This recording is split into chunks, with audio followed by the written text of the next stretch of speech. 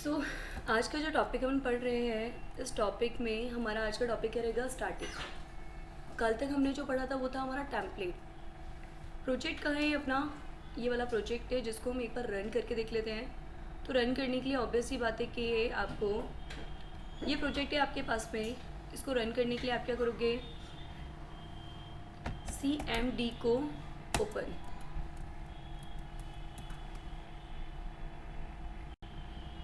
आपने क्या किया? CMD को ओपन। फिर आप जाएंगे उस लोकेशन पे जिस लोकेशन पे आपका प्रोजेक्ट है। तो ये लोकेशन कहाँ पे है? ये बता रहा है डेस्कटॉप पे टेम्पलेट प्रो के अंदर। तो हमने क्या किया? CD करके सबसे पहले मूव कर लिया डेस्कटॉप पे, फिर CD करके हमने कर लिया टेम्पलेट प्रो के अंदर। यहाँ तक कोई डाउट नहीं है। अब हम सबसे पहले अपने प्रोजेक्ट को रन करके देखने वाले हैं। URL से मैपिंग करना हमने कल सीख लिया था। Python manage.py run server। अपने प्रोजेक्ट को रन करने के लिए हम कमांड देते हैं यहाँ पे रन सर्वर की, जिससे हमारे पास में एक URL आ जाएगा और जो भी हमने URLs के अंदर मैपिंग की हुई है उसके अकॉर्डिंग हम पेज को रन करेंगे। बट हमने क्या किया? दोनों में ही URL दिया ही नहीं है। तो जो सेम URL है, मतलब हमने कोई भी एक पेज को एक नेम नहीं दिया है। तो जब कोई नेम नहीं देंगे ना, तो वो इसी URL से रन हो जाएगा। तो हमने क्या किया? यहाँ से इसको कॉपी कर लिया और कॉपी करके हम इसको ब्राउज़ कर लेंगे। हमें याद है कि कल हमने जो क्लास में हमने कुछ कॉन्सेप्ट्स, कुछ कंटेंट डाल दिया था जो कि हमें पेज पे दिख जाएगा। तो हम क्या करें? यहाँ पे उस URL को यहाँ पे हमने पेस्ट कर दिया। कहाँ पे? रन करने के लिए, क्योंकि हम रन करेंगे उसके बाद में हम CSS कॉन्सेप्ट को अप्लाई करेंगे। मैंने इस पेज को रिलोड किया। जैसे ही ये लोड होगा तो ये आपको मैसेज दे रहा है प्रोग्रामर पॉइंट स्टूडेंट्स प्रोजेक्ट। यहाँ तक हमने कल कर लिया था।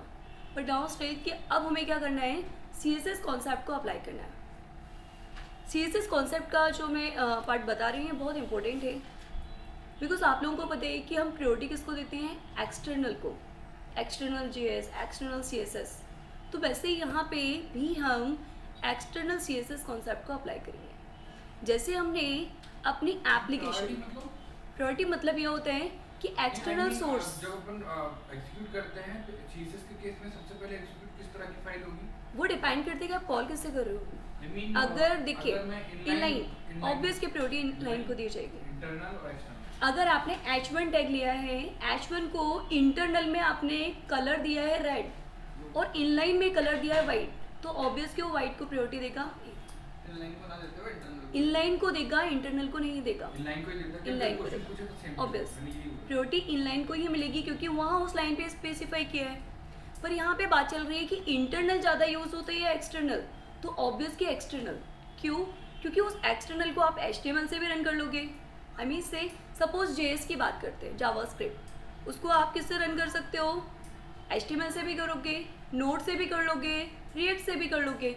तो यहाँ पे एक्सटर्नल क्या कर रहा है? एक क्वेश्चन पूछा था जावास्क्रिप्ट का कि क्लास और आईडी में, जैसे क्लास को अपन डॉट लिख के डिनोट करते हैं और आईडी को हैश से, तो उनने पूछा था कि फर्स्ट प्रायोरिटी जो अपन लिखेंगे कोड में तो वो मतलब हैश का रहेगा या वो मतलब ऐसा भी? वो डिपेंड करते हैं क्योंकि दोनों ही सिलेक्टर्स है।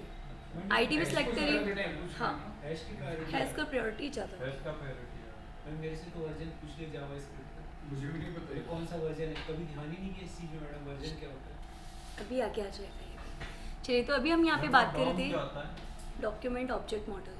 क्या वर्क करता है ये भी पूछा। जो document dot right, document dot gate element by ID, जो सारे टास्क डॉक्यूमेंट्स पे होते हैं based on.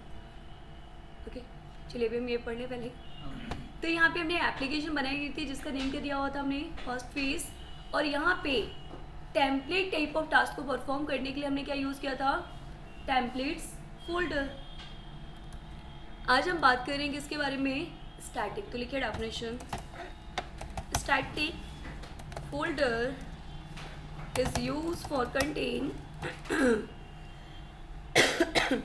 a static folder is used for contain images, images, CSS, JS, etc. Static folder हम जो क्रिएट करते हैं वो किसके लिए यूज़ होता है? आपकी स्टैटिक चीज़ों के लिए। जैसे इमेजेस स्टैटिक होगी, CSS, JS, ये सभी के हैं आपके स्टैटिक। स्टैटिक का मतलब क्या होता है? फिक्स्ड। ओके, तो ये स्टैटिक फोल्डर हम यूज़ करते हैं। बट अब माइंड में ये थॉट आ चुका है कि स्टैटिक ही क्यों यूज़ करते हैं, राइट? कि स्टैटिक ही यूज़ क्यों कर रहे हो, हम तो कुछ भी और ले सकते हैं। तो यहाँ पे उसके बारे में भी बताया है कि अगर आप जाके देखते हैं अपने प्रोजेक्ट की settings.py में, तो वहाँ पे स्टैटिक जो है वो ऑलरेडी कॉन्फ़िगर है, ऑलरेडी कॉन्फ़िगर करके लिखा रहता है। तो हम देख लेते हैं इसको। ये गए हम अपनी प्रोजेक्ट में टेम्पलेट प्रो में, और यहाँ आ गया अपना सेटिंग्स। जब हम सेटिंग्स पे जाएंगे ना, तो बॉटम पे जाके आप अगर देखते हैं तो यहाँ लिख के भी दिया हुआ है स्टैटिक यूआरएल, और ये पॉइंट किसको कर रहे हैं, Static। अगर आप यहाँ पे कुछ और नेम देंगे तो आपको दूसरे नाम का फोल्डर बनाना पड़ेगा। मतलब ये फिक्स नहीं है, बट ये ऑलरेडी आपको बता रहा है कि स्टैटिक के लिए आप स्टैटिक फोल्डर बना के कॉन्फ़िगर कर सकते, उसको फिर रिलेट करने की ज़रूरत नहीं पड़ेगी। और यहाँ दिया भी है JS फाइल हो सकती है, जावास्क्रिप्ट, CSS, स्टैटिक फाइल्स में ये सारी चीज़ें आ जाती हैं। क्लियर हुआ? तो ये कॉन्सेप्ट जो हम पढ़ रहे थे ये था हमारा स्टैटिक का, जिसमें आज हम जो वर्क करने वाले हैं वो है हमारा CSS। CSS पे कैसे काम करते हैं, तो जैसे आपने अपनी एप्लीकेशन में टेम्पलेट्स नाम का फोल्डर बनाया था, वैसे ही आप अपने एप्लीकेशन में एक फोल्डर बनाएंगे जिसका नेम होगा आपका स्टैटिक। तो ये डेफिनेशन भी मैंने यहाँ पे बता दी। We create static folder inside application. हम क्रिएट करेंगे हमारा स्टैटिक नाम का फोल्डर किसके अंदर, एप्लीकेशन। याद रखना एप्लीकेशन और प्रोजेक्ट बोथ आर डिफरेंट, है ना? तो आपको ये फोल्डर किस में बनाना है, एप्लीकेशन के अंदर। तो यहाँ तक तो क्लियर हो गया। अब ये कंटेन क्या करेगा, तो देखिए स्टैटिक के अंदर मैंने आपको पहले ही बता दिया इमेजेस भी हो सकती हैं, CSS भी हो सकती है और JS भी। तो ऑलरेडी हम क्या करते हैं कि चीज़ों को इतना इजी बनाते हैं जिससे हमें कॉम्प्लिकेशंस ना हो, क्योंकि इन फ्यूचर आप इन सब चीज़ों पे माइंड नहीं करेंगे, आप माइंड करेंगे आपके लॉजिक्स पे, यूज़र के रिक्वायरमेंट्स पे। तो उसके लिए क्या करोगे, सभी के सेपरेट फोल्डर्स को क्रिएट कर लोगे। So inside static folder we create CSS folder for contain CSS files. समझ में आया कॉन्सेप्ट क्या कह रहे हैं, कि आप स्टैटिक के अंदर इमेजेस डाल सकते हो, जावास्क्रिप्ट की फाइल डाल सकते हो और CSS भी डाल सकते हो, बट यहाँ पे कॉम्प्लिकेशंस ना हो। डेट्स वाई कि हम सभी का अलग अलग फोल्डर क्रिएट कर देंगे। क्लियर हुआ? तो हम क्या करेंगे, स्टैटिक के अंदर भी एक फोल्डर क्रिएट करेंगे जिसका नेम रख देंगे हम CSS, मतलब CSS की सारी फाइल उसी के अंदर रखी जाएंगी। क्लियर हुआ? तो बस CSS का एक्सटेंशन क्या होता है, .css, क्योंकि हम एक्सटर्नल काम कर रहे हैं तो ऑब्वियस कि .css से सेव होने वाला है। क्लियर हो रहा है आपको?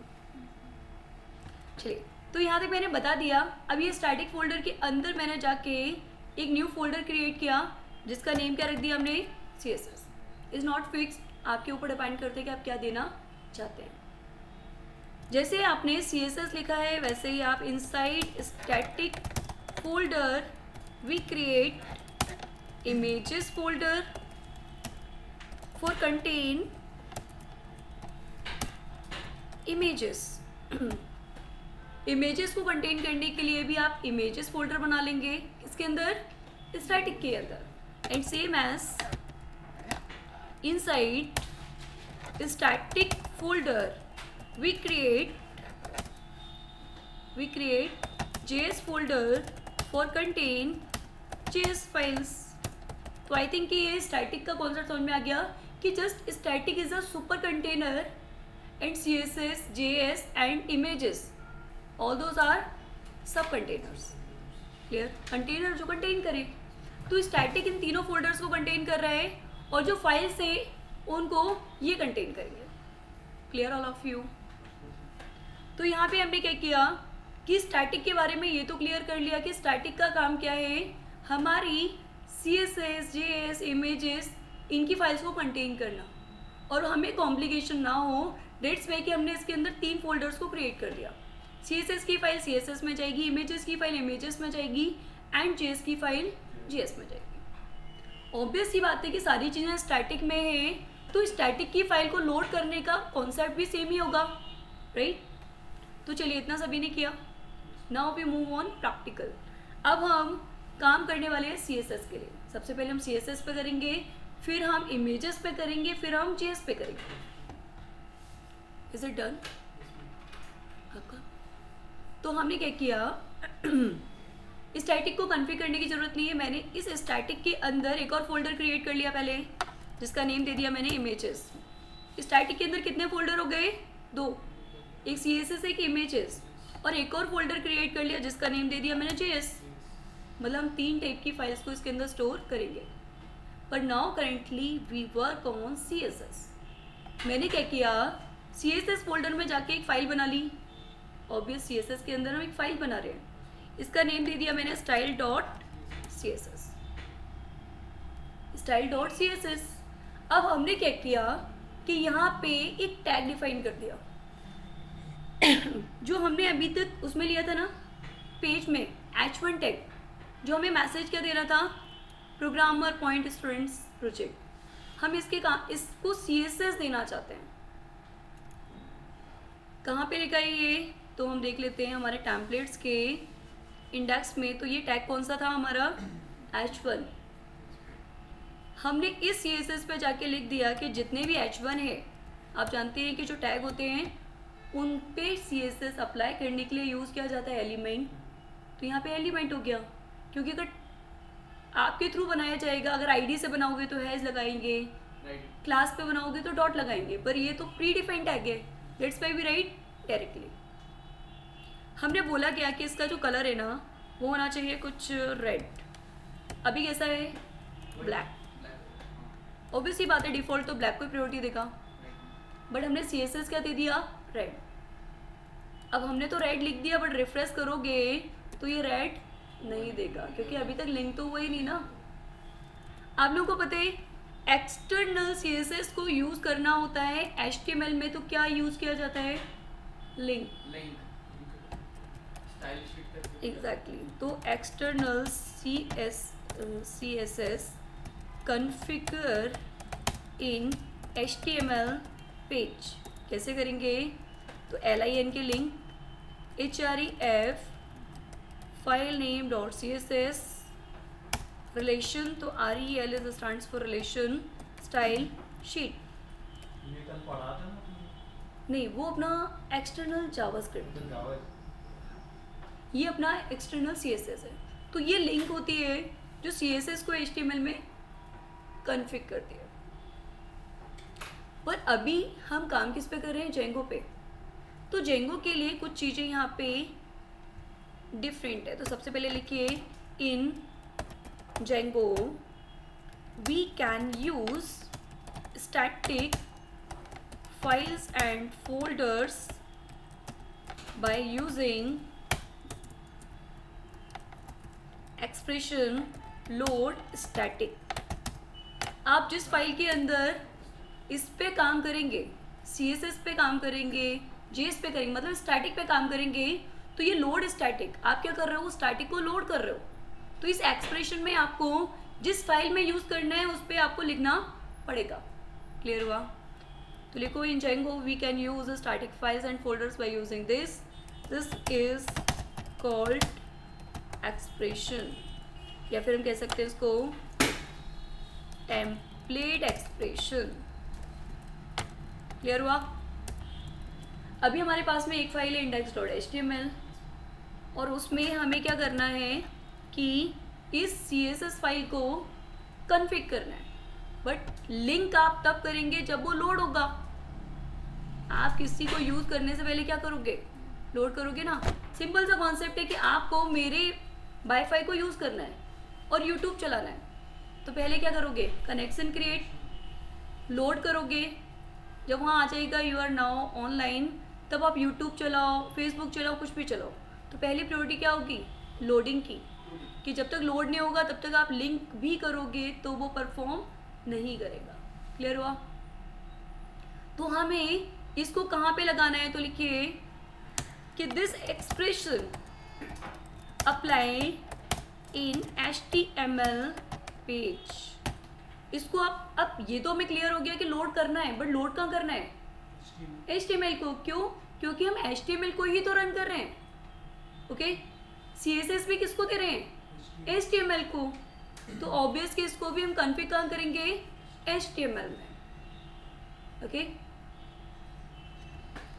तो यहाँ तक तो हमने कर लिया, जिसमें हमने कॉन्फ़िग भी कर दिया। अब हम इसको प्रैक्टिकल अप्लाई करके देखना चाहते हैं।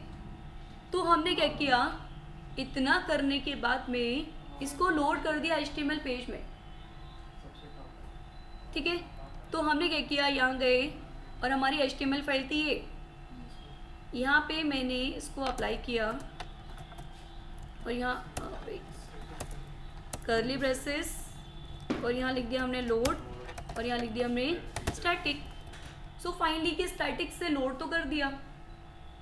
अब लोड होने के बाद में भी हम क्या कर सकते हैं, लोड होने के बाद ही हम कर सकते हैं उसको लोड, मीन्स उसको लिंक करना।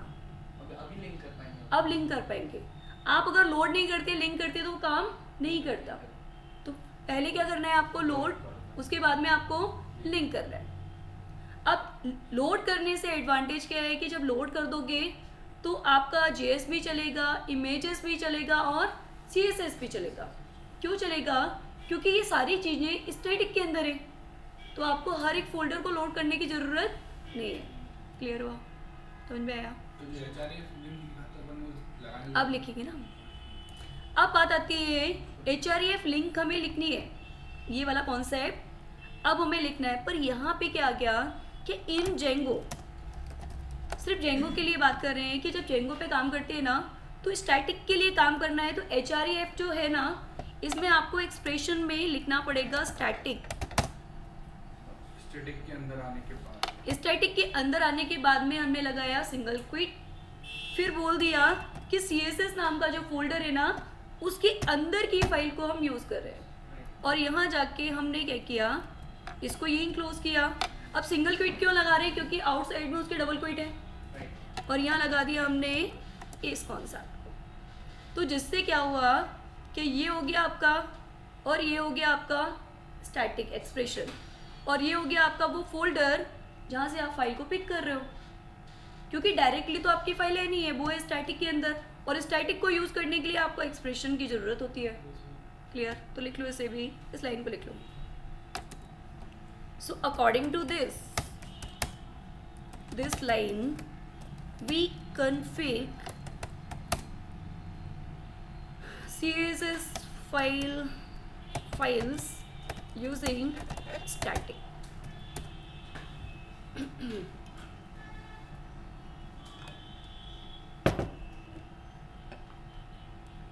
तो ये तो अच्छे से क्लियर हो गया, बट अब हम प्रैक्टिकल करेंगे तब हमें समझ में आएगा कि क्या ये वर्किंग में है या नहीं है। ओके, तो याद रखना, इमेजेस पे काम करो, CSS in the sense static की जिस भी फोल्डर पे काम कर रहे हो, जिस भी फाइल पे कर रहे हो, उसके लिए काम करना ही पड़ेगा। अभी हम पहले इसको कर ले, फिर हम करेंगे इमेजेस पे काम। सबके लिए मतलब HTML में अलग-अलग Exactly. लिखना पड़ेगा ऐसा लिंक तो सभी को करना पड़ेगा। हाँ, तो ये लाइन बार-बार लिखना पड़ेगा बस CSS की जगह, हाँ, की जगह JS बस या फिर इमेजेस। अगर JS पे काम करोगे तो स्क्रिप्ट टैग लगेगा, हाँ, क्योंकि JS जावास्क्रिप्ट है। इमेज पे करोगे तो IMG टैग लगेगा। अभी मैं आपको प्रैक्टिकल बताऊंगी तो अच्छे से क्लियर हो। यहाँ तक तो क्लियर है? अब हम इसको प्रैक्टिकल करके देखने वाले हैं, क्योंकि हमने H1 को कलर कैसा दिया हुआ है, रेड, और अभी तक हमारा रेड कलर हुआ ही नहीं है क्योंकि हमने लिंक ही नहीं किया। अब मेरे को इसी में जो अपनी वो फाइल है CSS वाली, अगर बैकग्राउंड कलर भी चेंज करना है। वो सब हो जाएगा, पहले इतना देख लेते हैं। हाँ हाँ। तो यहाँ पे मैंने क्या किया, अप्लाई किया LINK लिंक, HREF अप्लाई किया, स्टैटिक के बाद में मैंने डाल दिया CSS जो है उसकी style.css फाइल को हम लोड कर रहे हैं। रिलेशन क्या है, तो बोल दिया स्टाइल शीट का। बस इससे ज़्यादा कुछ करने की ज़रूरत नहीं है। अब हमने क्या किया, इसको रिलोड किया, ये भी लोड हो रहा है और कुछ प्रॉब्लम भी है, देख लेते हैं कहाँ पे आ रही है। स्टाइल में H1 दिया है, मेरे ख्याल से स्पेस आता है मैम, लोड के पहले और स्टैटिक के बाद, जो सबसे ऊपर है ना। नहीं ऐसा कुछ नहीं है। ऐसा नहीं है, लोड स्टैटिक हो चुका है हमारा, कलर चेंज स्टैटिक दिया है हमने क्योंकि स्टैटिक हमारा फोल्डर है। CSS के अंदर का स्टाइल डॉट CSS, ये हो गया ना CSS। एक मिनट, इसको अपन देख लेते हैं, ये रिलोड है। ये 404, एक सेकेंड, इसको एक बार हम री रन कर लेते हैं।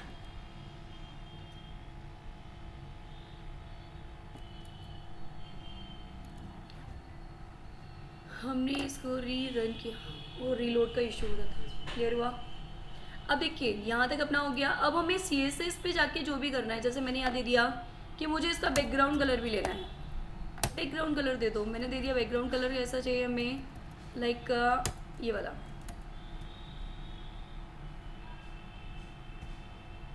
बॉडी का दे दोगे, आप चाहते हो कि बॉडी पे लग जाए इमेज, पर इमेज नहीं पड़ा ना हमने अभी।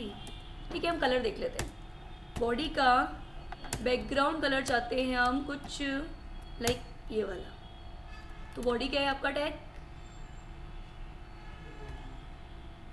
मतलब CSS वही है, बस लोडिंग का प्रोसेस आपका डिफरेंट है एज कम्पेयर टू अनदर। कि आप जैसे JS पे काम करते थे, HTML पे काम करते थे, तो वहाँ डायरेक्टली कन्फिग होता था, और यहाँ पे कन्फिग करने के लिए क्या करना पड़ेगा आपको, लोडिंग वाला कॉन्सेप्ट अप्लाई करना है, और ये आपको टॉप पे लिखना है, जिससे क्या होगा कि वो आपका एग्जीक्यूट हो जाए। क्लियर हुआ?